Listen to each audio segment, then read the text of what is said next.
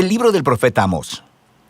Amós fue un pastor y un cultivador de higueras que vivió cerca de la frontera entre Israel del norte y Judá en el sur. El norte había obtenido su independencia unos 150 años antes, recuerda Primera de Reyes capítulo 12, y estaba siendo gobernado por Jeroboam II, un exitoso líder militar. Él ganó una gran cantidad de batallas y de nuevos territorios para Israel y generó muchas riquezas. Pero a los ojos de los profetas, él era uno de los peores reyes. Su riqueza lo llevó a la apatía y a permitir la adoración idólatra a los dioses de Canaán, lo que lo condujo a la injusticia y a ignorar a los pobres, y llegó a un punto en que Amós no pudo soportarlo más. Él sintió que Dios lo llamó a ir hacia el norte, hasta Betel, una ciudad importante que tenía un gran templo, y empezar a anunciar la palabra de Dios al pueblo. Y este libro es una colección de los sermones, poemas y visiones que pronunció a lo largo de los años. Fueron compilados posteriormente para comunicar al pueblo de Dios acerca del mensaje divino al reino del norte, y es un mensaje que todavía necesitamos escuchar hoy. El libro tiene un diseño bastante claro. Los capítulos 1 y 2 son una serie de mensajes a las naciones y a Israel. Luego, los capítulos del 3 al 6 son una colección de poemas que expresan el mensaje de Amós al pueblo de Israel y a sus líderes. Los capítulos 7 al 9 contienen una serie de visiones que Amós experimentó, las cuales describen el venidero juicio de Dios sobre Israel. Entonces, el libro inicia con una serie de poemas breves que acusan a todos los vecinos de Israel de violencia e injusticia. Y esto es un poco extraño, porque la primera oración del libro dice que Amós va a hablar contra Israel. Pero mira cómo funciona esto. Conforme Amós está nombrando todas estas naciones vecinas, puedes ir a un mapa y ver que él está creando un círculo. Y cuando termina, Israel queda justo en el centro, como un blanco en la mira. Y sobre Israel, Amós desata una acusación poética que es 3 veces más larga e intensa que todas las demás.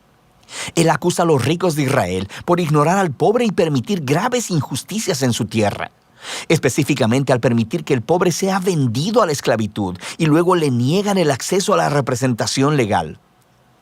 Y Amós pregunta, ¿es esta la familia a quien le fue una vez negada la justicia y quien fuera esclavizada en Egipto?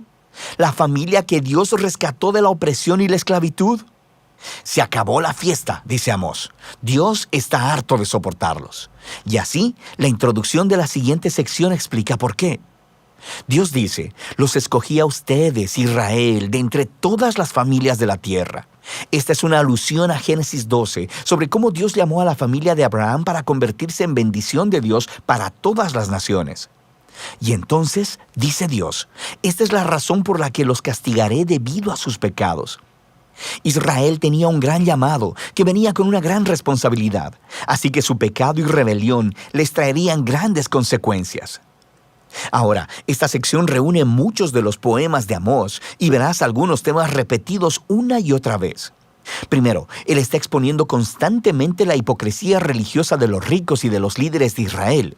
Él describe cómo ellos asisten fielmente a las reuniones religiosas, dando ofrendas y sacrificios, todo mientras descuidan al pobre e ignoran la injusticia. Y Amós dice que todo esto es una farsa, que Dios en realidad odia la adoración que ellos le profesan, porque está completamente desconectada de la forma como tratan a las personas. Dios dice que una verdadera relación con Él transformará las relaciones entre las personas. Y así, el llamado de Amós a la verdadera adoración es el permitir que el juicio fluya como las aguas y la justicia como una corriente inagotable. Ahora, estas 2 palabras son muy importantes para Amós y de hecho para todos los profetas. La justicia, en hebreo sedaká, se refiere al estándar de rectitud, a las relaciones equitativas entre las personas sin importar sus diferencias sociales. Y juicio, en hebreo mishpat, se refiere a acciones concretas que tomas para corregir la injusticia y crear justicia. Así que ambas deben permear la vida del pueblo del pacto de Dios como un río turbulento llena un cauce seco.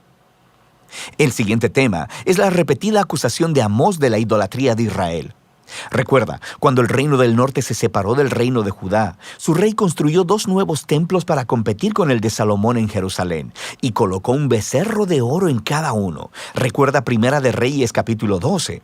A partir de entonces, Israel no hizo más que acumular más ídolos, adorando a los dioses del sexo, el clima y la guerra.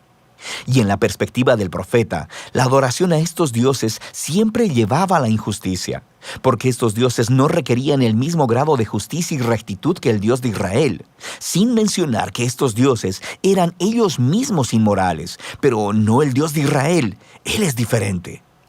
Así que Él puede decirles de una vez: búsquenme para que vivan. Y justo después de eso decirle a Israel: busquen el bien, no el mal, para que vivan. Así que la verdadera adoración al Dios creador de Israel es sinónimo de hacer el bien, de la generosidad y la justicia. Y así, el tema final en estos capítulos es que debido a que Israel y su rey han rechazado a Amós y a los otros profetas, Dios traerá el día del Señor.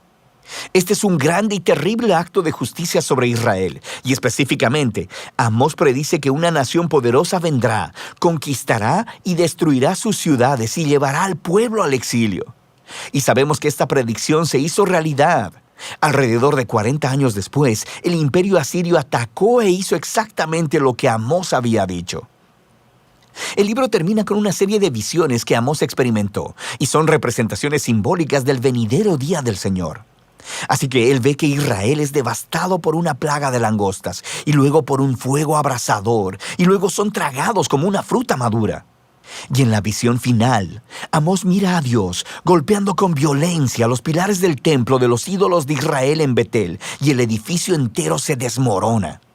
Es una imagen de justicia de Dios sobre los líderes y dioses de Israel, y por fin su final ha llegado. Pero luego, de repente, en el último párrafo, vemos un destello de esperanza. Él ve esta imagen de Israel como de un edificio destruido. Y Dios dice que de las ruinas un día restaurará la casa de David. En otras palabras, Él traerá al futuro rey mesiánico de la línea de David y reconstruirá la familia del pueblo de Dios, la cual, sorprendentemente, se nos dice que incluirá personas de todas las naciones. Toda la devastación causada por el pecado de Israel y el juicio de Dios será revertida ese día. Este párrafo final es muy importante. Es la única señal de esperanza del otro lado del juicio y nos ayuda a ver cómo el libro está explorando la relación entre la justicia y la misericordia de Dios. Dios es bueno. Él debe confrontar y juzgar la maldad que está en Israel y en las naciones. Pero sus propósitos a largo plazo son restaurar su mundo y construir una nueva familia del pacto. Así que, a través de las palabras de Amós, escuchamos hoy su llamado de aprender de la hipocresía y del desastre de Israel para abrazar la verdadera adoración de este Dios, la cual nos debe llevar siempre al juicio y la justicia y a amar a nuestro prójimo. Y de eso trata el libro de Amós.